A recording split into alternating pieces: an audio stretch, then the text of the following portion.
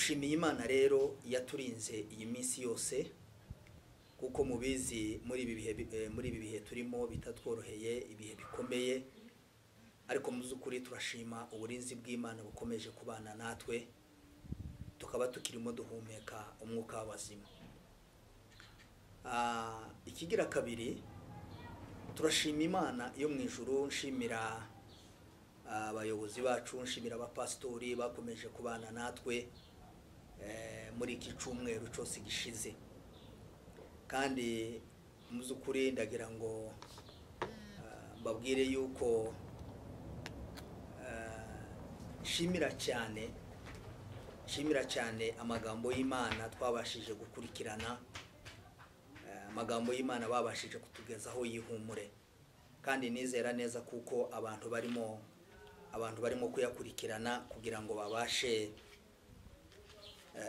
guhumurika muri iki gihe, turimo. Rero turashima Imana muzukuri ikomeje kubana natwe. Nkuko rero twatangiye kuva iki kibazo kibaye, twatangiye tuganira amagambo y'Imana. Turimo kwiga igice cya 24 mu butumwa bwiza bwa Matayo. Muri ico gice twahasanze amagambo y'Imana menshi, ariko cyane turimo kuganira ku ijambo ryerekana kugaruka kwa Kristo, cyangwa se kuzamurwa kw'itorero. Mbere yuko tuvuga ibimenyetso byerekana kugaruka kwa Kristo, hariho ijambo twakomeje kuvuga, hariho ijambo n'ubundi dukomeza kubwira abakristo muri iki gihe, dukomeza kubwira abana b'Imana, dukomeza kubwira itorero ry'Imana. Iyo dusoma mu rwandiko rw'Abefeso igice cya 2 umurongo wa 20, Paulo yanditseho amagambo aravuga ngo twubatswe ku rufatiro rw'intumwa n'abahanuzi, ariko Kristo niwe buye rigomye, niwe buye rikomeza imfuruka. Bavandimwe, impamvu muzukuri tubasha kuvuga, impamvu ituma duhumuriza abantu, nuko dufite aho twubatswe, nuko dufite urufatiro. Twubatswe ku rufatiro rw'intumwa n'abahanuzi. Kristo niwe buye rigomye imfuruka. Iyo murebye uriya muririmbyi wa 28 mu ndirimbo z'agakiza, yaravuze ngo kwa Yesu dufite ubutwari, dufite n'ubushobozi, iyo twizeye amagambo ye uko yatubwiye.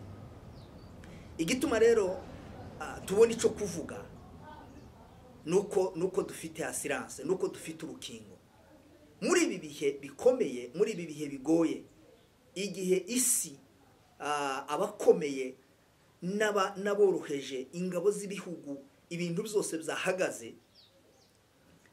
Ariko mwibuke neza kuko dufite urufatiro, dufite aho twubatswe, niyo mpamvu ituma rero tubasha kubahumuriza.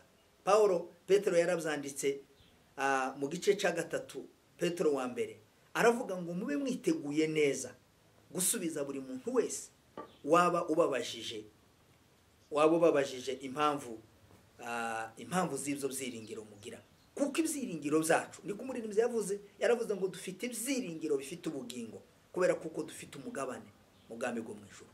Impamvu rero tubahumuriza, impamvu tubona ico tuvuga muri iki gihe, nuko twubatswe ku rufatiro rw'intumwa n'abahanuzi. Kristo ibuye rigomye, ibuye rikomeza imfuruka. Muzarebe neza igihe cyose abantu bubaka, ririya buye rihuriramo inguni zombi, riba ari ibuye rikomeye, kandi nibuye riba ryaratoranijwe. Niko na Bibiliya ivuga ngo Kristo nibuye ryatoranijwe ku Mana, ariko ngo ryangwa n'abantu. Ariko nta mpamvu, mwibuke neza kuko urufatiro ruracariho, rwanditsweho ngo Uwiteka azabe. Reka rero dukomeze n'aya magambo turimo kwiga. Amagambo Yesu yavuze mu gice cya 24, intumwa zimubajije barebye urusengero, bareba imyubakire, ariko ngo biherereye, usomye mu gice cya 4 mu gice cya gatatu mu gice cya 24 umurongo wa 3 biherereye intumwa ngo ziramwegera ziramubwira ngo se ko watubwiye kuko ntawe yari zasigara rigeretse kurindi. Baramubaza ngo se ibyo bizaba ryari, utubwire ibimenyetso byerekana kugaruka kwawe, utubwire n'ibimenyetso byerekana imperuka. Ariko kandi ibi bihe nibyo bihe ushaka kugaruriraho ubwami. Yesu abasubiza mu magambo wenda batashoboraga kumva, ariko mu z'ukuri iyo dusoma neza ijambo ry'Imana usanga neza Yesu yaragiye abasobanurira ababwira ikintu ku kindi. Ibimenyetso rero Yesu yavuze turebye muri iki gice dushobora kubishira mu bice bitatu.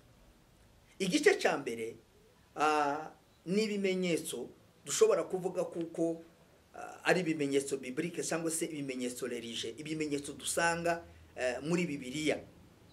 Yesu yarabivuze, yarababwiye ngo muzabona ibintu bihindagurika ubwami butera ubundi bwami. Wabisoma mu gice cya 24 muri ubu butumwa bwiza bwa Matayo n'umurongo wa 4 nyine n'uwa 5.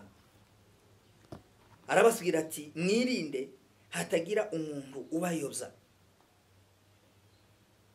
kuko benshi bazaza biyita izina ryanje bati ninjye Kristo, bazayobya benshi. Aha ibi bimenyetso twita religieux ni ibimenyetso byose dusanga mu ijambo ry'Imana. Ngira ngo turaza gufata umwanya utari munini cyane, ariko tuze kugerageza kuvuga kuri bimwe muri ibyo bimenyetso Yesu yavuze dusanga muri Bibiliya. Igice cya kabiri iyo tureba neza ni ibimenyetso biri politike. Ahangaha icyo Yesu yashakaga kwerekana, Yesu yashakaga kwerekana neza kuko na Isiraheli yonyine nk'igihugu ni ikimenyetso. Ngira ngo musomye Yesu yaravuze ngo murebere ku giti cy'umutini ngo iyo gishibutse ibibabi byacu ngo bigatoha ngo mumenya neza kuko iheshi yegereje. Yesu yavugaga kuko ico gihe Isiraheli zasenyuka bakaja mu mahanga, ariko kandi ikongera ikaziyubaka ikaba nation, ikaba igihugu kikongera kandi kikongera kikaba igihugu. Ahangaha unarebye neza intumwa zariko zibaza Yesu zimubaza ziti ese iki nico gihe ushaka kugaruriraho ubwami? Mwibuke neza kuko ico gihe Isiraheli yari mu bukoroni cyangwa se bari mu bwami bw'Abaroma, bibwira kuko Yesu aje kugarura ubwami. Ni n'ikiganiro Yesu yagiranye n'intumwa wa Musa Zuka, za ntumwa bagendanye baganira, baramubwiraga bati uwo ni wo muntu twari dutegereje ko azakiza abantu, niwe twari dutegereje ko azongera kandi kurestora Isiraheli, akongera kandi akayigarura, akongera kandi akagarura ubwami muri Isiraheli. Ahangaha ubisomye mu gitabo cy'ibyakozwe n'intumwa igice cya mbere uhereye ku murongo wa 6, Yesu yarababwiye ngo si ibyanyu kumenya iby'ibihe, ibyo si ibyanyu kumenya iby'ibihe.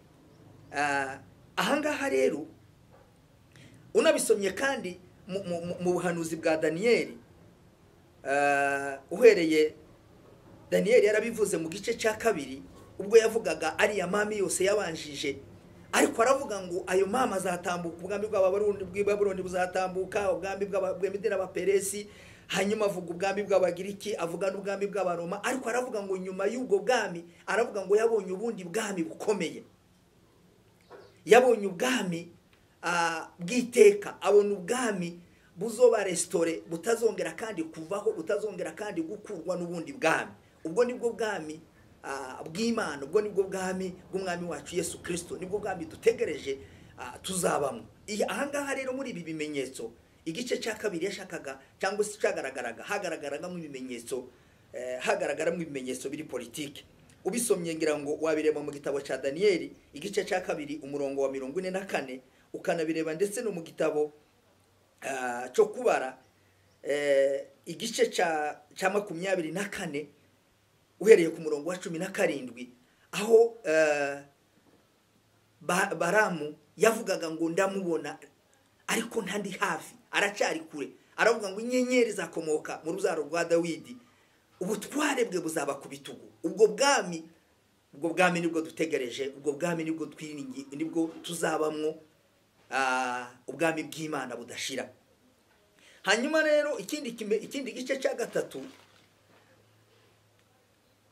Bibiliya zivuga ngo ni ibimenyetso biri sociale, ni ibimenyetso twavuga by'imihindagurikire, uko ibintu bigenda bihinduka, uko iterambere rigenda riza, niko n'abantu bagenda bahinduka, ibintu bikagenda bihinduka, abantu bakagenda bazamuka kugeza ubwo abantu batekereza kwibagirwa Imana, abantu bakaja mu byo kwinezeza, abantu bakaja mu bintu. No kuvuga ngo ivyo bimenyetso ni bimenyetso biri sociale. Ubisomye mu rwandiko rwa Timoteyo bazavuga ngo ibizo bihe bizaba ari ibihe bikomeye, abantu ibihe byo kwishushanya, ibihe byo kwirata, ibihe byo kwishira hejuru, ibihe byo kutubaha, ibihe byo kugaragaza ishusho yo kwera ariko bagahakana imbaraga zako. Urabona kuko ibimenyetso biri sociale byinshi nibyo tugenda tubona. Uko iterambere rizamuka, uko abantu bagenda bazamuka mu bwenge, niko abantu bagenda bibagirwa Imana, niko abantu bagenda batandukana n'Imana, niko abantu bagenda batekereza kuko Imana itariho. Kugeza ubwo muri ibi bihe ubona ko abantu batekereza kuko umuntu yaba yaravuye mu nyamaswa, siyanse ukabona arizo zirimo kuzamuka, ariko Bibiliya itwereka neza kuko umuntu yaremwe n'Imana. Kandi muri rimwe yaravuze ngo nubwo hariho abakurushije amajambere, ariko aya Yesu ntiyahebuje. Ibi bihe rero byo kwishira hejuru kw'ibihugu bimwe bikaja hejuru y'ibindi, bikerekana kuko bikomeye, ariko murebye gusa muri uyu mwanya murabona kuko ibintu byose, ibihugu byose birasa naho byaresha, ibihugu byose birasa naho byaciye bugufi, kukandu kamwe gatoya rimwe na rimwe kadakomeye. Ubushakashatsi bwari bugeze kure, bwagaragazaga abantu bashobora gukora ikintu, indege zarakozwe, amabato yarakozwe, ibintu bikomeye ibyo umuntu adashobora gutekereza, ariko kukantu gatoya Imana yeretse abantu ko ibintu byose bishoboka. Ngira ngo rero ibintu byo kwishira hejuru ntabwo muzukuri muri iki kimenyetso turimo muri kino gihe urasanga ari ikintu kimwe cereka abantu kuko Imana yo mu ijuru ikomeye. Ijambo ry'Imana rero riravuga ngo ni ngombwa kuko ibi byose tugenda tubibona. Muri ibi bice ko ari bitatu ndagerageza kuza kugaruka cyane ku gice cy'ibimenyetso Yesu yavuze yavuze muri Bibiliya muri kiriya gice cya 24. Nashakaga kubereka ibice bitatu bigaragaza ibimenyetso Yesu yavuze bizotwereka kugaruka kwa Kristo cyangwa se kuzamurwa kwitorero. Aha rero nagira ngo ngaruke kuri bimwe muri ibi bimenyetso, ntabwo nabona umwanya wenda wo kubivuga byose uko bingana, ariko ndaza kugaruka gusa kuri bimwe muri ibi bimenyetso Yesu yavuze bigaragara mu butumwa bwiza bwa Matayo muri iki gice cya 20, muri iki gice cya 24. Ikimenyetso cya mbere Yesu yavuze, Yesu yaravuze ngo hazaduka indwara z'ibyorezo cyangwa se ibyorezo by'indwara bizaba. Aha twabisoma rero munemerere tubisome mu butumwa bwiza bwa Luka igice ni cya 21, dusome ku murongo wa 11 nyine. Igice cya 21 n'umurongo wa 10 n'umurongo wa 11. Bibiliya iravuze ngo kandi mu minsi kandi mwisi hamwe na hamwe hazaba ibishitsi bikomeye, kandi hazabaho inzara n'ibyorezo by'indwara, hazabaho n'ibitera ubwoba n'ibimenyetso bikomeye biva mu ijuru. Muri iki gihe ikintu kidufasha, ikintu kiturema umutima, Yesu yaravuze muri ubu butumwa bwiza bwa Matayo igice cya 24 umurongo wa 8 aravuga ngo ibyo byose nimubibona mukabona birimo kugaragara mukabona byose bitangiye kuba adubwira ijambo rikomeye aravuga ngo muzamenye kuko ari ukuramukwa kw'ibihe n'ukuramukwa ibihe bizaba bitangiye kuramukwa muri buka kuramukwa iri jambo ntabwo wenda turi buze kurisobanura umwanya muremure. Iki kimenyetso mu by'ukuri cy'indwara z'ibyorezo ni kimwe mu bimenyetso Yesu yavuze kuko bigomba kubaho mbere y'uko itorero rizamurwa. Nubwo abenshi barimo kuzana amahanuzi menshi, ubu ngubu turimo turagenda tubona amahanuzi menshi, harimo abavuga ngo bavumbuye imiti, hariho abahanura mu buryo bukomeye, ngira ngo turaza kuvuga kuri ico kimenyetso c'abahanuzi b'ibinyoma. Ariko nubwo dushobora gushakashaka tukavuga ngo byaturutsa impamvu yabyo niki, icyabiteye niki, igituma byagenze gutya niki ngiki, ariko igisubizo kimwe gihamye kandi kidakuka, ikicorezo kihari cy'indwara. Tumenye kuko Yesu yavuze kuko muri ibi bihe byerekana kugaruka kwe ko hazabaho indwara z'ibyorezo. Iyo dusoma mu gitabo cya Samuel wa kabiri igice cya 24 umurongo wa 11 n'uwa 12, aha reka tuvuge bukeya izi ndwara z'ibyorezo. Dusomye muri Bibiliya, Imana yazanaga indwara z'ibyorezo cyangwa Imana yatezaga Isirayeli indwara z'ibyorezo igihe babaga bacumuye, bakoze icyaha. Imana ikabwira Isirayeli, ikababwira ngo ngiye kubatera icorezo kugira ngo kibamare. Muri iki gitabo rero Bibiliya izimbwira ngo Dawudi hari icyo Imana yari yaramubujije. Imana iramubuza, iramubwira ngo ntukabare, ntugakorere sansema, ntukabara abantu. Dawudi abirengaho arabikora. Amaze kubikora, jambo ry'Imana riza rivuga ngo Imana ituma umuhanuzi Gadi, iramubwira ngo ugende ubwire Dawudi ko hari igihano ngiye kumuha, ahitemwo wenyine, yihitiremo igihano ngiye kumuha. Bibiliya izimbwira ngo imuhitishamwe ibihano bitatu. Icya mbere iramubwira ngo ugombe wemere inzara imyaka 7 mu gihugu, abantu bahaye baribwa n'inzara, cyangwa se wemere mugiga y'iminsi 3 mu gihugu, cyangwa se wemere kuneshwa n'abanzi, guhunga abanzi bawe mu gihe nabyo noneho kwa kundi nawe wari warahawe insinzi yo gutsinda abanzi, igihe cyose wajaga ku rugamba ugatahukana insinzi, nawe wemere bikubeho mu gihe cy'amezi 3. Bibiliya izimbwira ngo Dawudi amaze kumva ayo makuru, yumvise kuko yacumuye ku Mana, ngo abwira umuhanuzi Gadi, aramubwira ngo nta kindi nakora, nacumuye ku Mana, icyo nakora usibye gusa kuko ibi byose nta na kimwe nahitamo, ahubwo nakwemera kuhungira mu Mana kugira ngo Imana yonyine ari yiniyikira. Bibiliya izimbwira ngo nubwo yaciye bugufi agahungira ku Mana, agasaba Imana imbabazi, ariko Imana nanone ngo yeretse Dawudi kuko icyo yavuze kitagomba guhinduka. Iteza mugiga imara iminsi 3.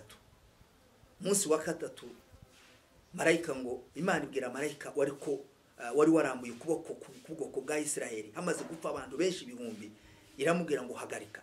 Indu birahagarara, ariko Dawudi yari yaciye bugufi, amenya kwinginga Imana. Bavandimwe, icyo dushobora gukora muri iki gihe turimo, muri iki gihe cy'ikicorezo, ikidusabwa niki ni uguca bugufi tukaje imbere y'Imana tugasenga. Ahangaha wabisanga kandi mu gitabo cyo Kuva. Bibiliya izimbwira ngo Mose ubwo yarwanaga n'Abimeleki yabwiye Yoshua, aramubwira ngo genda utoranye ingabo zo kuja ku rugamba, ariko numara gutoranya ingabo zo kuja ku rugamba, icyo naje ndi bukore, ndazamuka umusozi njane nahuri na Aroni, hanyuma tugende tuje imbere y'Imana tuje gusenga. Urugamba Yoshua yari kwarwana urugamba ruri fizike, yari kwarwana urugamba rw'intambara igaragara, ariko Mose na Aroni nahuraho bari ko barwana urugamba rw'imbaraga z'abadayimoni. Ibi ngibi rero icyo dusabwa nk'abakristo, icyo dusabwa nk'itorero muri kino gihe, kugira ngo dusengere iki cyago, dusengere iki cyorezo, nuko tubanza gukiranukira Imana, nuko tuzamuka, nuko dufata umwanya wo kuzamuka tukaja ku musozi tukinginga Imana. Birizi mbwira ngo Mose ageza ngo ubwo yazamuraga amaboko ngo Yoshua ku rugamba gatsinda, yayamanura ngo ibintu ku rugamba bikagenda nabi cyangwa se agatsindwa akaneshwa, ngo bigeze ubwo bahazana ibuye ngo bagishazaho Mose bamufata amaboko. Muririmbyi yaravuze ngo nimejificha kwenye mwamba usiyotikisika. Bavandimwe, ikidusabwa rero muri kino gihe nuko dushobora gusenga Imana, tukinginga Imana, tugaca bugufi, tugasaba imbabazi, tukabwira Imana ngo Mana urengera itorero, utabara itorero, urengera isi yose. Abakomeye bambwire babone ko babone imbaraga zawe, babone gukomera kwawe, babone ko kuri Imana isumba byose.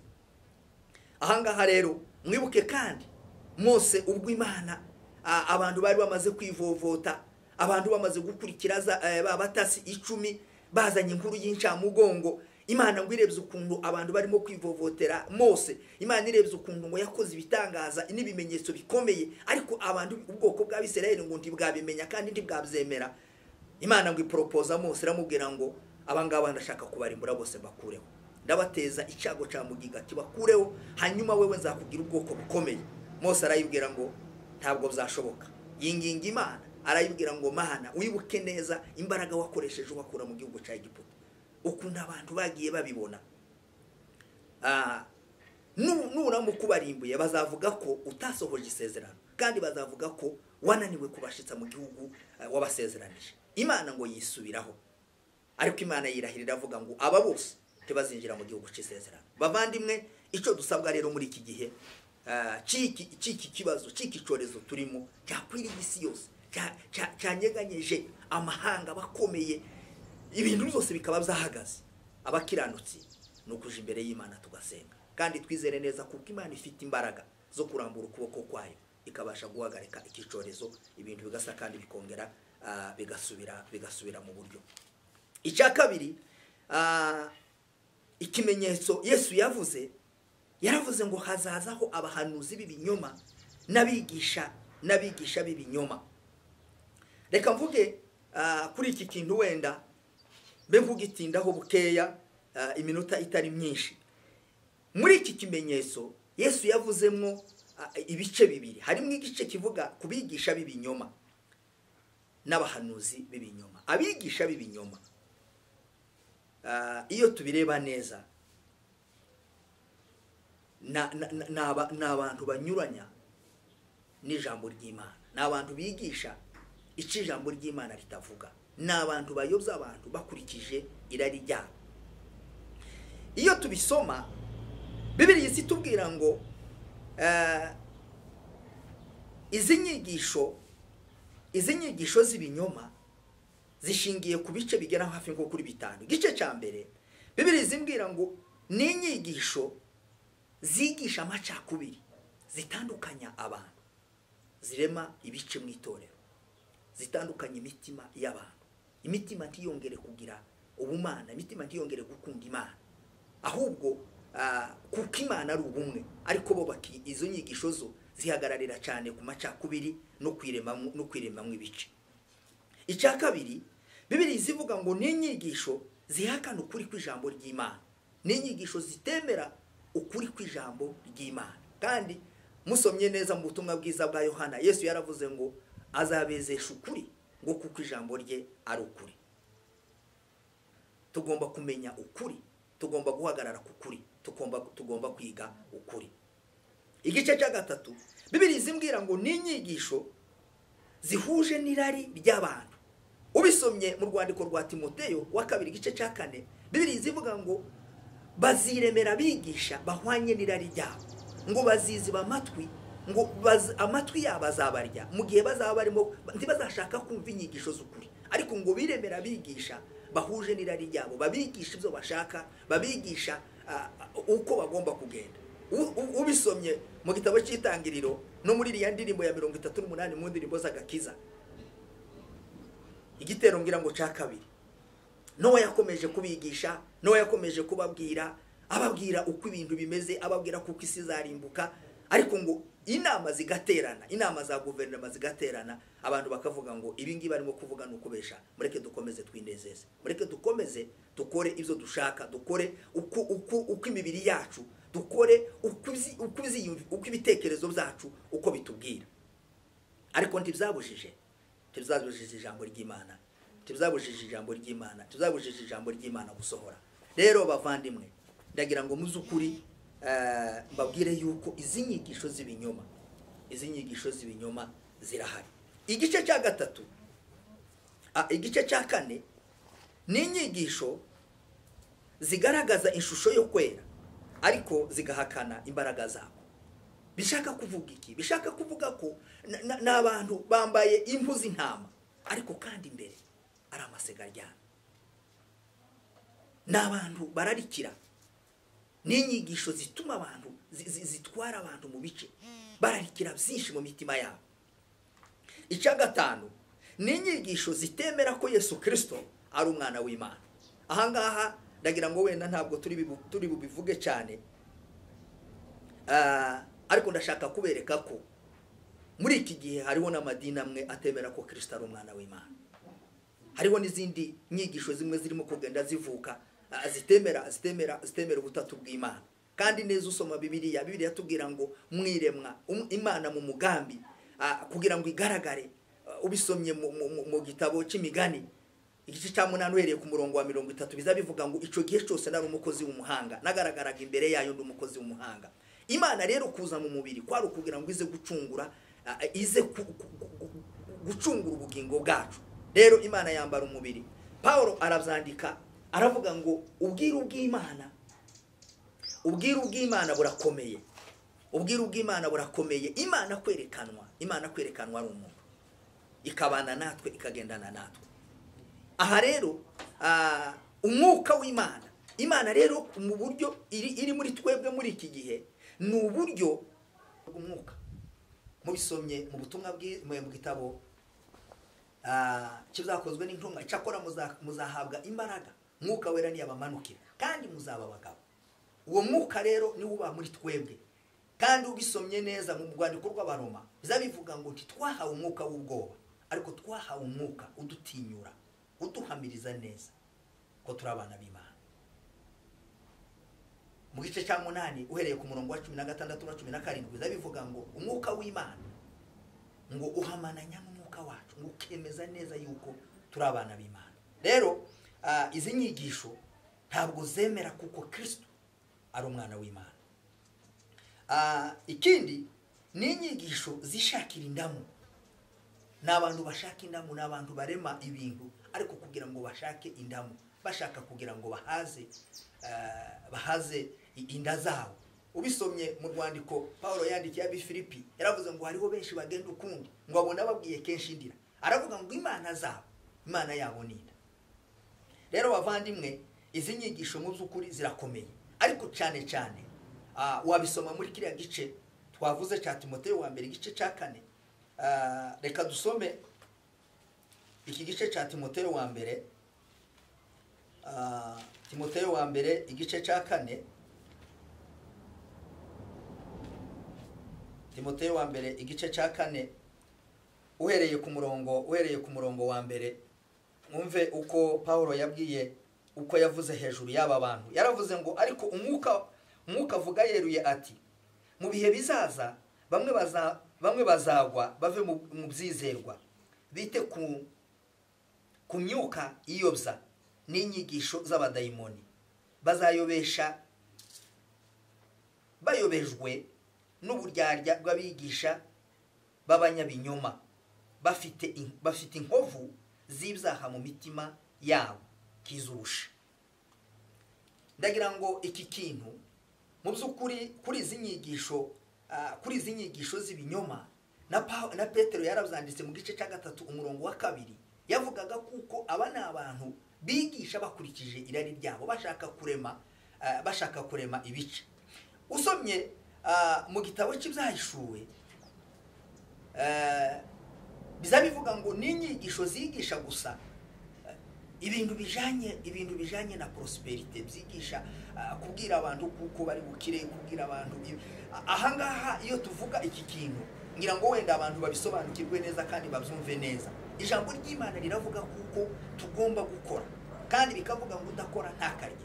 Tugomba gutera imbere, tugomba gushakisha, ariko hejuru yo kubwira abantu gukora, hejuru yo kubwira abantu gutera imbere, hejuru yo kubwira abantu kuzamuka mu iterambere, hari ikindi kintu gikenewe, ni ukubwira abantu kwihana ibyaha. Munishi yaravuze ngo wanahubiri ujumbe wa kutoa, lakini wanasahau toba ya msamaha. Bakibagirwa kubwira abantu ibyo kwihana, bakibagirwa kubwira abantu ibyo kwakira agakiza k'Imana. Bavandimwe, ndagira ngo abantu bagerageze kugenzura, bagerageze kureba.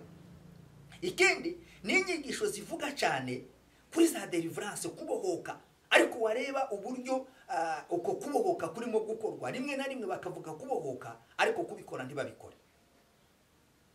Bakabwira abantu ibintu bijanye n'imivumo, ariko kugira ngo baba. Yesu ubwo yagendaga ntabwo yigeze abwira abantu, yigisha abantu ibintu bijanye na deliverance, ariko yabigisha, yasangaga abantu baboshe n'imbaraga z'abadayimoni, akababohora, abarwayi akabakiza, abandi akabakuramo abadayimoni, ariko yarangiza akababwira ubutumwa bwiza bubahereza agakiza, butuma bihana bakakira Kristo mu bugingo bwabo. Iki ngiki rero niho nari mbabwiye yuko marayika wavuganaga wabwiraga Yohana kuri ririya torero ry'Efeso, hari amagambo yamubwiye icyo abantu bagomba kwitegereza, n'icyo abantu bagomba kubaho, bagomba kureba muri kino gihe, kubijanye n'aba bigisha cyangwa se n'izi nyigisho z'ibinyoma. Kuko inyigisho z'ibinyoma zitwarwa n'abigisha b'ibinyoma, ntabwo inyigisho z'ibinyoma zishobora kugenda zonyine, zitwarwa n'ababigisha b'ibinyoma, kandi abo bari muri twe, barahari, barimo baragenda babikora. Ariko muri iri torero ry'Efeso hari amagambo Yohana yavuze. Iyo usoma ijambo rya mbere bizabivuga ngo ndabizi neza ko mudashobora kwihanganira abanyangeso mbi. Iki gihe mu matorero menshi hari ibintu abantu barimo kubona, ariko bakagerageza kurenzaho, ntibashake kuvuga ukuri, ntibashake kugaragaza ukuri. Ariko rimwe na rimwe ntabwo ari cyo ijambo ry'Imana ridusaba. Icya kabiri yaravuze ngo nzi kuko mugenzura abiyita intumwa kandi atarizo. Iki gihe ngira ngo wenda umwanya nutwemerera turaza kubivugaho. Abantu bakeneye amazina, abantu bakeneye ibintu, abantu bakeneye kwishira hejuru. Ariko Yohana marayika wabwiraga Yohana aramubwira ngo iri torero ry'Efeso ndabizi neza kuko rishobora kugenzura, rigafata uwo mwanya rikoresheje umwuka w'Imana, bakagenzura abantu biyita intumwa kandi atarizo. Icya gatatu arababwira ngo mwanga nzi neza kuko ryanga imirimo y'Abanikorayiti. Marayika aravuga ngo umwami wacu nawe arayanga iyo mirimo y'Abanikorayiti. Iki ngiki icyo yashakaga kuvuga, reka mvuge kuri iri jambo wenda rya nyuma. Yaravuga ngo iyi mirimo y'Abanikorayiti, iyo usoma mu gitabo cyo Kubara uhereye ku gice cya 23 ukageza kuri 25, aha rero uhasanga ibintu bya Baraki na Baramu. Iyo rero uhuza izi nyigisho, bavuga kuko n'inyigisho Nikora yari umwe muri baba diakoni batowe wa munsi, bari buzuye umwuka w'Imana, bashoboraga gukora umurimo w'Imana. Ariko nyuma Nikora ngo aje guhindura, ahindura doctrine, ahindura inyigisho, ava mu nyigisho z'ijambo ry'Imana, ava mu nyigisho z'ukuri, ngo atangira kwigisha inyigisho ziyobya. Iyo bihuje rero bakavuga ngo n'inyigisho ngo za Baramu yagiye kuvuma, ahamagawe na Baraki aje kuvuma ubwoko bw'Abisirayeli, amaze ngo kubikora inshuro zigera kuri 3 ngo bimunaniye, aravuga ngo n'ubwoko butavumika, n'ubwoko butuye ukwabwo, ko ndabona intare irunze muri bwo ntawabasha kuyivumbura. Baraka aramubwira ati none se biragenda gute? Ngo abonye kuko uburakari bwa Baraki buze kugurumana kuri we, ngo ahimba ikintu gikomeye, ngo aramubwira ngo reka dushake ukuntu tubatega imitego bashobore kuyigwamo, bave mu gakiza, bave mu buntu bw'Imana, bave mu mbaraga z'Imana, hanyuma tubone none uko tuzobashikira. Ngo barema ibice z'abakobwa babamo babukazi, ngo babohereza mu banyisiraheli. Abanyisiraheli rero ngo basambana n'abo bakobwa. Imana ngo irarakara, bituma rero Imana irakarira na Isiraheli ibarekura ibahana mu maboko y'abanzi. Iki ngiki rero, izi nyigisho ni inyigisho zikomeye muri kino gihe, ni inyigisho zigenda zitega iyo mitego, ni inyigisho zidashingiye ku ijambo ry'Imana, ni inyigisho zideturuna doctrine, ni inyigisho zideturuna imbaraga z'ubuntu bw'Imana, zideturuna ijambo ry'Imana, ukuri kw'Imana, ahubwo zikaguhindura kubesha. Ndagira ngo rero icyo dusabwa, ubisomye no mu rwandiko rwa Yohana rwa mbere igice cya 4 yaravuze ngo umwuka dufite ni wo kudufasha kugenzura. Tugomba kugenzura rero izi nyigisho zirimo gutambuka muri kino gihe, tukagenzura tukareba neza nimba ari inyigisho zisingiye ku ijambo ry'Imana. Nabigisha abenshi bakomeza kunyura mu maso yacu, ngira ngo kenshi nababwiye kuko iyo tureba ni ngombwa kuko muzukuri abantu bashobora kwakira byinshi, dushobora gukurikira byinshi, ariko tukaba turi ku rwego rubasha kwakira, rubasha kugerageza gukanja kwakira byinshi, ariko tukareba ni ibihe dushobora kumira, cyangwa se ni ibihe bintu twabasha mu by'ukuri kuba twabasha gufata kugira ngo bidufashe muri ubu buzima bwacu, muri uru rugendo ruja mu bwami bw'Imana. Ntabwo ari byose dushobora kwakira, bimwe dushobora kuzakira, kumbe ni ibintu bitari byiza, ni ibintu bishobora kutuyobya, ni ibintu bishobora kudukura mu buntu bw'Imana. Igice cya 2 yavuze ku bahanuzi b'ibinyoma, abahanuzi b'ibinyoma, abantu bahanura ibinyoma. Iyo dusoma muri Bibiliya dusanga ubuhanuzi nimwe mu mpano zigaragara mu rwandiko rw'Abefesi igice cya 4 ku murongo wa 11, ndetse kandi tunabisanga iyi mpano y'ubuhanuzi yarakoze cyane mu isezerano rya kera. Hari abahanuzi Imana, hari abahanuzi mu z'ukuri Imana yakoresheje, ariko iyo ureba muri kino gihe usanga mu z'ukuri iyi mpano y'ubuhanuzi irimo gukoreshwa mu buryo twavuga kuko ari uburyo butari bwiza. Twavuga kuko irimo gukoreshwa mu buryo, iyo dusoma ijambo ry'Imana, Bibiliya tubwira ngo umwuka w'Imana w'ubuhanuzi ni umwuka uza kubaka, ni umwuka uza gusubiza hamwe, ntabwo ari umwuka usenya. Umwuka w'Imana tushobora gusenya, umwuka w'Imana tushobora kuzana amacakubiri, umwuka w'Imana dushobora gutandukanya itorero, umwuka w'Imana dushobora guteranya abavandimwe.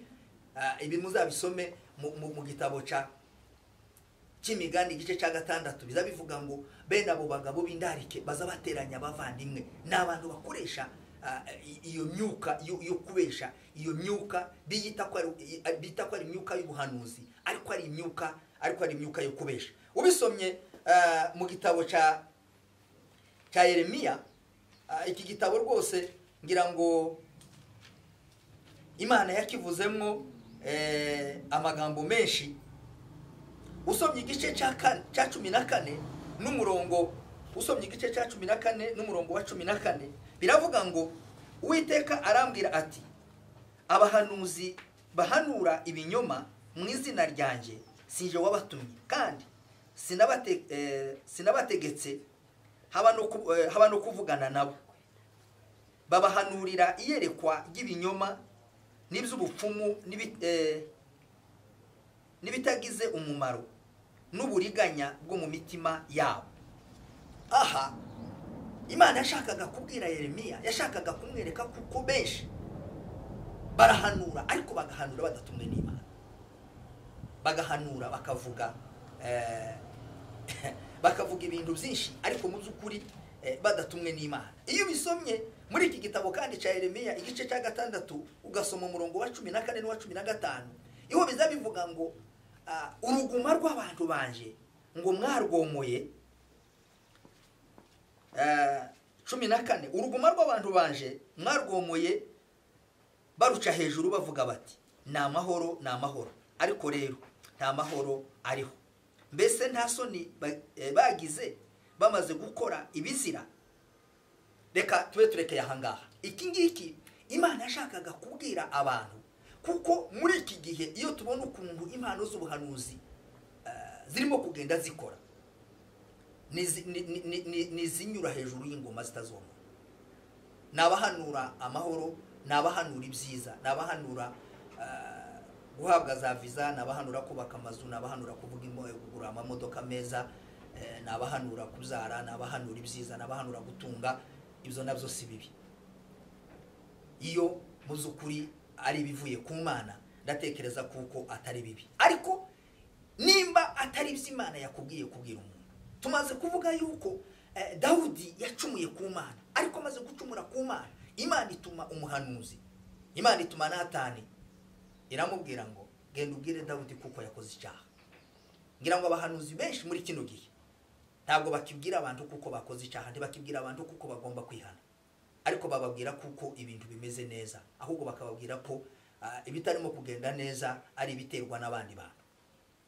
Iki ndagira ngo muzukuri abantu basubize ibitekerezo inyuma, batekereze. Nico gituma Yohana yabyanditse mu rwandiko rwe rwa mbere, aravuga ngo umwuka twahawe ni umwuka ugenzura ubuhanuzi, tukareba nimba ubuhanuzi bwose buvuye ku Mana. Reka mbabwire iki kintu, iyo dusoma muri Bibiliya zivuga ngo iyi myuka y'ubuhanuzi bw'ibinyoma ni umwuka ukoresha cyane cyane umwuka wa Yezebeli. Yezebeli ubisomye muri ruriya rwandiko mu gitabo cy'ibyakozwe n'intumwa, mu gitabo cy'ibyahishuwe, munemerere tuhasome bukeya. Igitabo cy'ibyahishuwe igice cya 2, reka duhere ku murongo wa 19. Nzi imirimo yawe n'urukundo rwawe no kwizera kwawe no kugabura kwawe.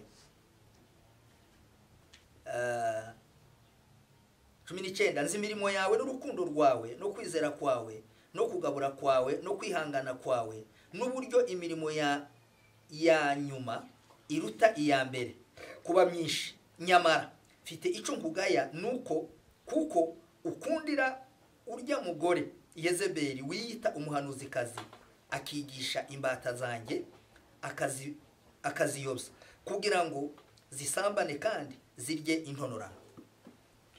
Iki ngira ngo ahangaha muzukuri icyo marayika yashakaga kubwira Yohana nuko yabonaga muri iki gihe cyangwa se muri ico gihe muri iri torero hakoraga uyu mwuka wa Yezebeli. Yezebeli numwe mu bantu babashije kwimika kwinjiza ibigirwamana mu itorero, kwinjiza ibigirwamana muri Isirayeli.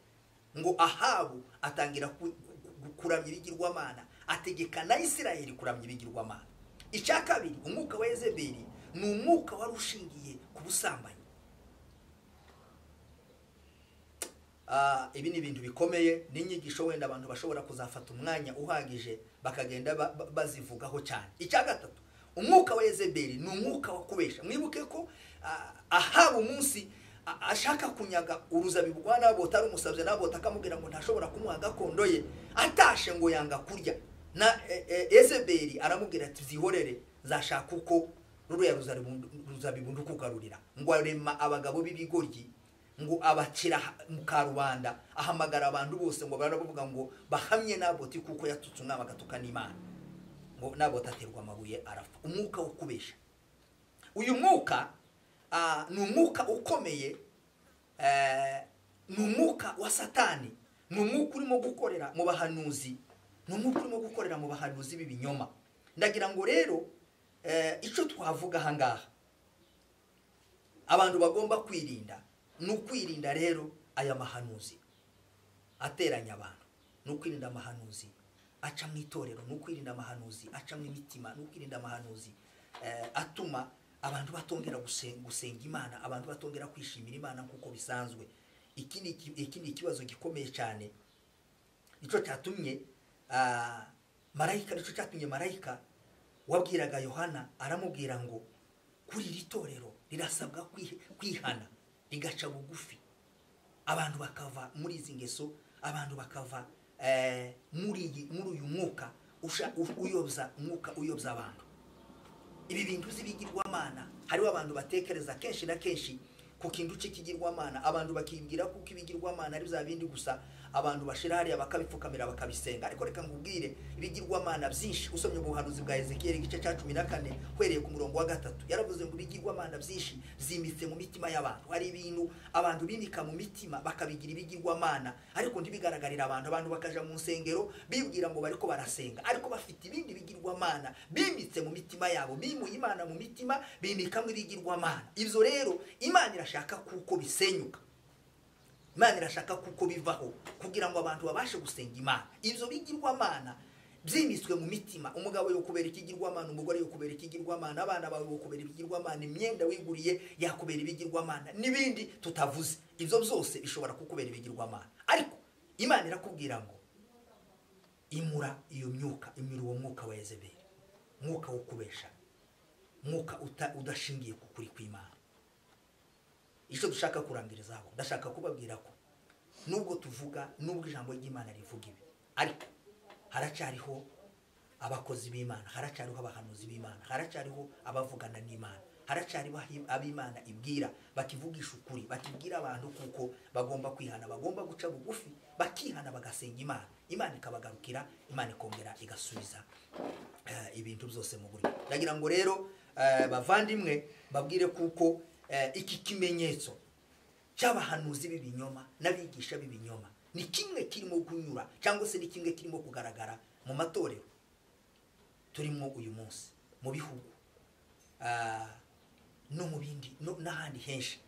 Urasanga abantu baragiye bakora ibintu bita ngo n'ubuhanuzi kandi mu by'ukuri atari ubuhanuzi. Turasabwa rero gusenga Imana. Reka nihute ikimenyetso kigira gatatu. Bibiri zimbwira ngo benshi bazaza biyita Kristo cyangwa se biyita izina ryanje, abangaba nabo bazayobesha benshi. Ubisomye ni muri cya gice cya Matayo gice cya 14 umurongo wa 5.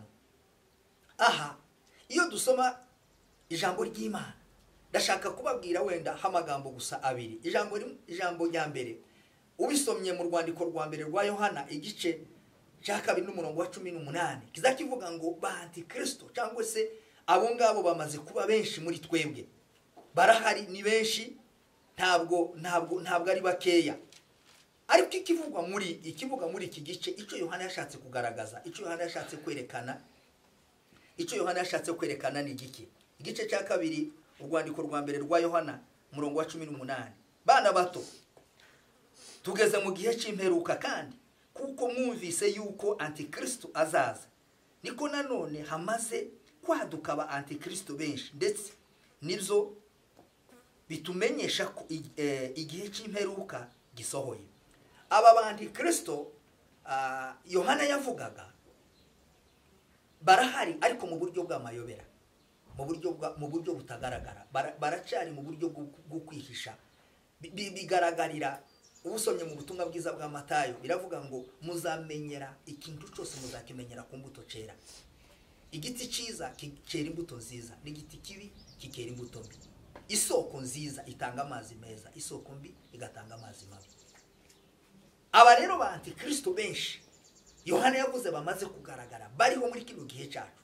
Ntabwo muzi ukuri bariho ku mugaragaro uburyo tuboneka. Bibiri zivuga ngo antikristo mu buryo buri fizike bugaragara aziyerekana. Inyigisho zimwe zivuga ngo aziyerekana ko azaja kwiyerekana ahagarare. Nibwo Daniel yavuze ngo nimubona ikizira cyahanuwe n'umuhanuzi Daniel kigaragaje, bamwe bakavuga ngo ico gihe itorero rizazamuka. Izindi nyigisho zikavuga ko itorero rizaba ryaramaze kugenda, antikristo akabona kwigaragaza. Ariko aho ngaho siho turi butinde, wenda tuzafata undi mwanya wo kuhavuga. Gusa icyo nashakaga kubereka ni uburyo abantu bashobora kuba bariho ariko mu buryo butagaragara. Aha ngaho iyo turebye kuri none hariho cyane kwizamura no kwishyira hejuru, hariho gushakisha amazina akomeye, hariho gushakisha ibyubahiro, ku buryo abantu bashaka nono bagera no ku rwego barenga bumva kuko icubahiro batagomba kugiha Imana. Kandi usomye mu buhanuzi bwa Yesaya biravuga ngo icubahiro canje sinzagiha undi. Ntabwo nashaka kugabana icubahiro canje ngo kigabane n'undi, sinagiha undi muntu, sinagiha ubundi, nije ugomba, nije Mana njenyine. Itegeko rya mbere Imana yabwiye Mose, yaramwe ngo nije Mana njenyine, ayindi Mana iri igomba gupfukamira, igomba kurama. aha ni Imana mu gitabo cyo kuva bizabivuga ngo ni Imana ifuha itakwemera kugereranwa n'izindi mana. Ariko abantu bari mu kuzamuka, abantu bakagera ku rwego rwo kwiha ibyubahiro birenze n'iby'Imana. Abantu bakeneye amasina yo ku rwego rwo hejuru. Ibi ngibi icyo birema mu bugingo, birema rero icyo twita orugeye, birema ubwibone.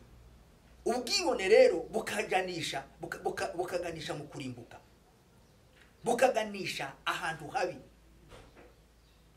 Reka mvugira ijambo muryumve neza. Iyo usoma mu gitabo cy'Imigani bizabivuga ngo iyi orugeye cyangwa se ubwibone ngo buri mu bice bitatu. Igice cya mbere ni orugeye spirituel. Abantu bajya twari tumaze kuvuga ababigisha b'ibinyoma n'abahanuzi b'ibinyoma, azamuka akagera ahantu abwira abantu ngo nigewe nimuze murebe, nimuze mbakize, nimuze ibimuga bihaguruke. Ibyo bintu birahari rimwe na rimwe nta nubwo tubigenzura, ariko ndashaka kubabwira ngo twahawe umwuka ugenzura wo kumenya niba ibintu byose bituruka ku Mana, ibikorwa byose niba bituruka ku Mana. Bavandimwe, iyo ikintu cyose kivuga ngo gewe kiba kimura Kristo mu buzima, mu bugingo.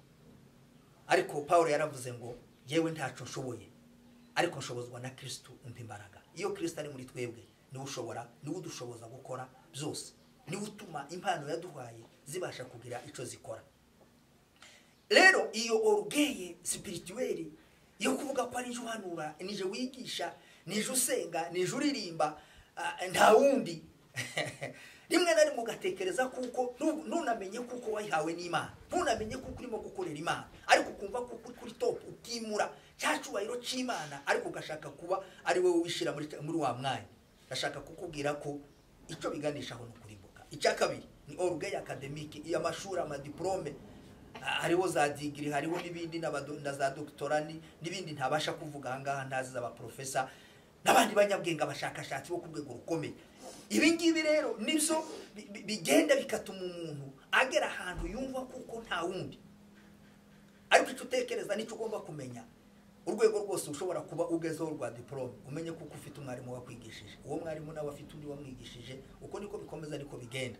Ariko kugira gusa ngo abantu babashe kwimura Imana, batekereza ko nta wundi, bakaja muri uwo mwanya akabona kuko ari we wenyine. Icya gatatu ni social, imiryango tuvukamwe, amatorero akomeye, imiryango ikomeye, abo tuvukana bakomeye, ubutunzi bwanje ndakomeye, ndi hejuru y'abandi bantu, nta wundi muntu wagira icyo akora. Rimwe na rimwe abantu bagashaka gutegeka cyangwa se bagashaka kwimura Imana, ahubwo bagashaka kwimika ubutunzi bwabo, bakabuza n'ijambo ry'Imana kuvugwa, cyangwa se bakabuza ukuri kw'Imana kugaragara, ariko kugira ngo bagere ku bintu ku bushake bwabo.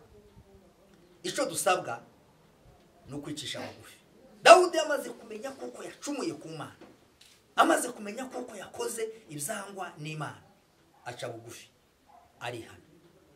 Imana yo mu ijuru imuramburira ukuboko, iramubabarira. Imana ni inyembabazi, bituma Imana ivuga ngo dore umuntu urebye uko umutima wanjye ushaka.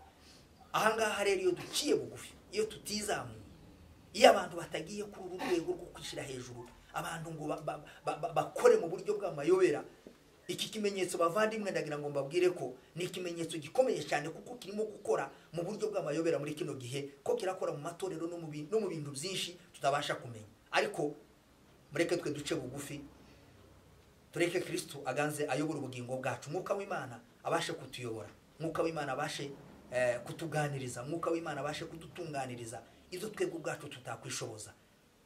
Ni nawe uzatubashisha kubasha gukora n'ibyo tutashoboraga gukora. Dushobozwa byose na Kristo uduha imbaraga. Ikimenyetso cya kane, Bibiliya iravuga ngo urukundo rwa benshi ruzakonja. Igihe urukundo rwa benshi rwakonje, bavandimwe, habaho amagomerane, habaho kugomerana, habaho inzangano. Iki ngiki ni ikimenyetso gikomeye muri kino gihe turimo kugenda tubona, kigaragaza cyane cyane kugaruka kwa Kristo no kuzamurwa kw'itorero rye. Iyo usomye mu rwandiko rwa mbere rwa Yohana igice cya 4 umurongo wa 18, bizabivuga ngo mu rukundo, iyo abantu bageze mu rukundo ntabwo tagutinya. Mu rukundo nta muntu watinya kubwira undi kuko yakoze icyaha. Mu rukundo nta muntu watinya gukebura mugenzi we. Mu rukundo nta muntu watinya kubwira mugenzi we inama, ariko kubera ko urukundo rwabenshi rumaze gukonja, Bibiliya izivuga ngo umwana azagambanira umubyeyi, umubyeyi agambanire umwana, inshuti igambanire inshuti mugenzi we, abavandimwe bagambanirane, umuvandimwe agambanire mugenzi we. Ico gihe cyose ikibigaragaza nuko urukundo ruba rwamaze gukonja, ico gihe nta rukundo ruba ruriho. Iyo bisoma mu gitabo cya Samweli wa 2 igice cya 15, ahangaha tuhasanga umugabo witwa Ahitofeli. Uyu mugabo Bibiliya izivuga ngo yari umwe mu bajyanama bakomeye ba Dawudi, ariko igihe Abusalomu ngo yagumuse akagumura abantu akarwanya se ku ngoma, ashaka kumukura ku ngoma. Mu igice cya 55 umurongo wa 13 n'uwa 15 bizabivuga ngo si umwanzi wandeye, ngo ahubwo nuwo twabana, ngo twasangiraga, uwo twakoranaga umurimo w'Imana, uwo twishimanaga, uwo twataramanaga, uwo twasenganye Imana, uwari uzi neza amabanga yanje yose, uwari uzi inama yagazangira uburyo bwo kubasha kuyobora igihugu nuko igihugu kigenda. Arahinduka agomera Dawudi, aragenda afatikanya na Abusalomu. Amaze kwifatikanya na Abusalomu ngo atangira kugira Abusalomu inama mbi. Dawudi ahunze ageze ku musozi Elayono, ngo bamubwiye kuko Ahitofeli yahindutse akaja kwa Abusalomu asenga Imana. Umva abakristo, umva ubwoko bw'Imana, umva abakozi b'Imana. Asenga Imana, aravuga ngo Mana, tigeze asenga ngo wice Ahitofeli, ariko abwira Imana ngo Mana uhinduriye inama mbi za Ahitofeli arimo kugira Abusalomu. Icyaduha muri kino gihe abantu bagahagarara kuri iryo jambo, bagasenga Imana, bakinginga Imana, bakabwira Imana ngo Mana uhindure imigambi mibi. Nubwo bari abantu mwabanaga, abantu kenshi na kenshi baguhinduka, abantu kenshi na kenshi bakugomera, abantu kenshi na kenshi bakugwanya, nabo mwabanaga, nabaza amabanga yawe. Ariko ico usabwa ni ugusenga Imana, kubabwira ngo Mana uhindure imigambi mibi, kugira ngo Imana yongere basange, Imana yongere ikize ubugingo bwabo. Ico dusabwa ntabwo ari ugusenga ngo bapfe. Ahangaha ndashaka kubabwira marayika wavuganaga na Yohana yaramubwiye ngo abwira itorero ry'Efeso, yaravuze ngo ico baretse, bibagiwe urukundo rwabo rwa mbere, bavuye mu rukundo rwabo rwa mbere bararuta. Marayika abwira Yohana, aramubwira ngo ugende ubabwire ngo nibasubire inyuma, bareba aho batereye, hanyuma basaba imbabazi, bagaruke muri rwa rukundo rwabo rwa mbere. Munishi yarabiririnze aravuga ngo upendo ule wa kwanza, upendo aliyonipa mimi Yesu sitauacha. Urukundo rwa mbere. Iyo urukundo rwashize, iyo urukundo rutakihari, habaho amagomerane, habaho kwangana, abantu bakabana mu nsengero batavugana, abantu bakabana mu nsengero badashobora kwishima, ariko bagatekereza ko bashobora kuzaja mu ijuru. Bareke babwire wa Kristo, bavandimwe, ijuru rirahari, Kristo azajana biteguye. Reka nsoreze kuri iki kimenyetso kigira 5. Bibiliya izivuga ngo Yesu arababwira ngo ubutumwa bwiza bw'ubwami buzigishwa mu isi yose, ngo bube ubuhamya bwo guhamiriza amahanga yose. Ubisoma mu gitabo cyavuze twa Matayo igice cya 10:24 uhereye ku murongo wa 14. Ahangaha ndashaka kubabwira iki ni ikintu gikomeye. Reka ariho dusoreza uyu munsi, nsoreze kuri iri jambo, ubutumwa bwiza buzigishwa mu isi yose. Bavandimwe, ahangaha hari ikintu abantu batekereza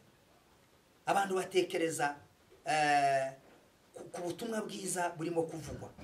Abantu bagatekereza rimwe na rimwe amatorero arimo gutangizwa, abantu bagatekereza ku ngendo nishi zivuga butumwa zikorerwa mu bihugu byinshi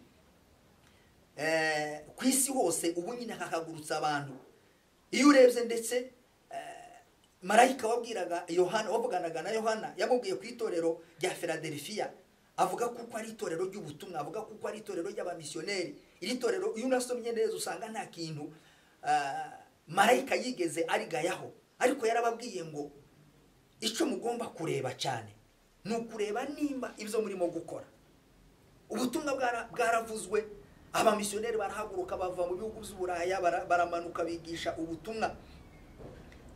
ikintu gikomeye ahangaha abantu bagomba gusobanukirwa nuko kenshi na kenshi abantu bamaze kwakira ubutumwa babashije kutakomeza ya nzira y'ubutumwa.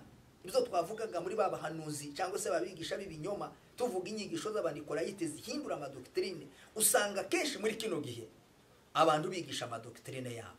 Abantu bakavuga kuko bagiye kuvuga ubutumwa, ariko kenshi bahaye bavuga amadoktrine yabo batavuga ubutumwa. Ariko Yesu muri iki kimenyetso aravuga ngo ubutumwa bwiza bw'ubwami.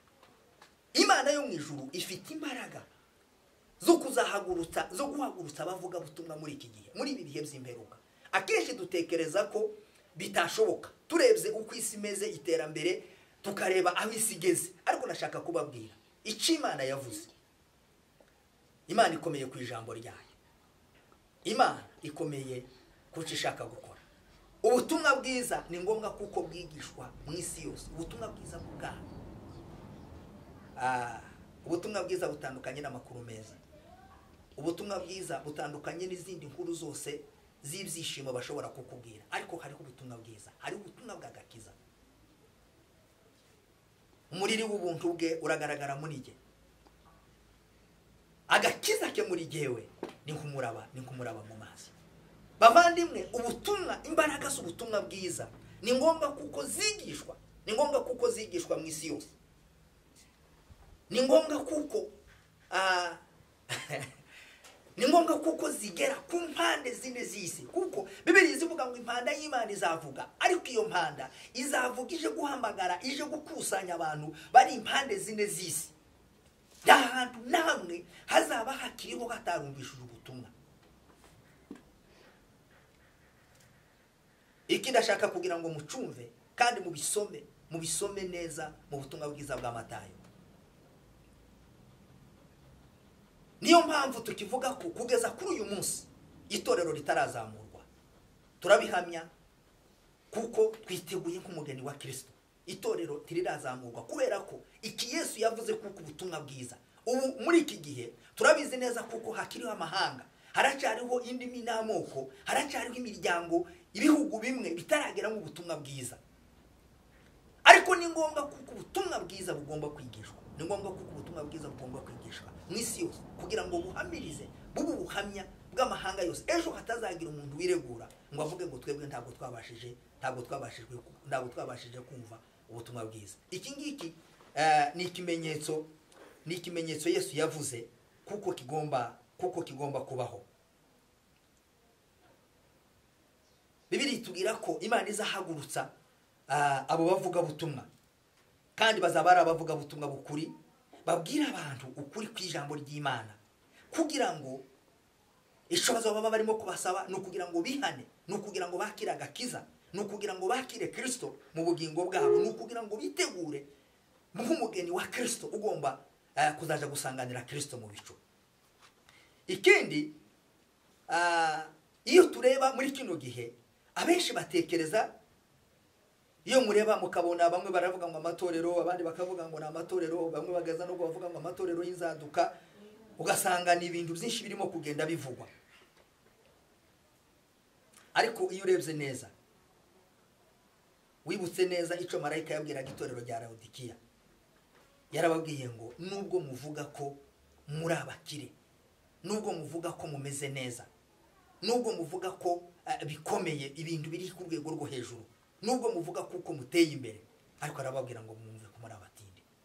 Murasabwa kunguraho umuti, murasabwa kugira ngo mungureho umuti, mukoze ku maso yanyu, muhumuke, mumenye uko muri. Iri torero hariho ijambo rikomeye marayika yabwiye Yohana, yaramubwiye ngo n'itorero rizaba ari itorero ryo gucirana imanza, abantu baca imanza, rizaba ari itorero ry'imihango, abavuga ngo ibi ntibyemewe, ibi biremewe, abantu nibyo ngibyo barimo, abantu bari mu mategeko, ibi biremewe, ibi ntibyemewe. Ariko reka mbabwire, aramubwira ngo ubabwire ko n'abatindi, n'abakene, bambaye ubusa, byakabaye byiza kuko baza bakanguraho umwenda bagahisha ubwambure bwabo. Byakabaye byiza kuko bangarukira bakanguraho umuti, kabahereza umuti bagakoza ku maso yabo bagahumuka. Bavandimwe, ndagira ngo mbabwire ko ibyo abantu barimo muri kino gihe muri iki gihe cy'iri torero rya Laodikiya. Imana izahagurutsa abavuga butumwa. Imana iracyari mu itorero rihagaze ku kuri. Imana iracyari mu itorero ritari muri iyi mihango. Imana iracyari mu itorero ridashingiye ku byo turimo kubona muri kino gihe. Ariko Imana izarema itorero rishingiye ku kuri kw'Imana, rishingiye ku ijambo ry'Imana. Itorero rirema ritegura umugeni wa Kristo. Itorero ritegura kwakira Kristo agarutse. Itorero rizumva impanda. Nicyo cyatumye hariya twababwiye ngo mu buhanuzi bwa Ezekiyeli, aho Imana yababwiraga ngo mwimuye Imana mu mitima, mwimika ibigirwamana. Abantu bagomba kwimura. Yarababwiye ngo ubwo mudashushe, muri iri torero yarababwiye ngo ubwo mudashushe kandi ntimukonje. Arababwira ngo nzabaruka. Ndashaka kubabwira ko iki gihe tugezemo ibisabwa no kugira ngo dushuhe. Hanyuma nitumara gushuha duhagurukana ubutumwa bw'ukuri, duhagurukana ubutumwa butari bwo gutinya. Reka soze mbabwira aya magambo Yesu yatubwiye. Tuzakomeza tubabwira kuzamuka kw'itorero, ariko reka soze mbabwira aya magambo. Bibiliya izibwira ngo Yesu amaze kuvuga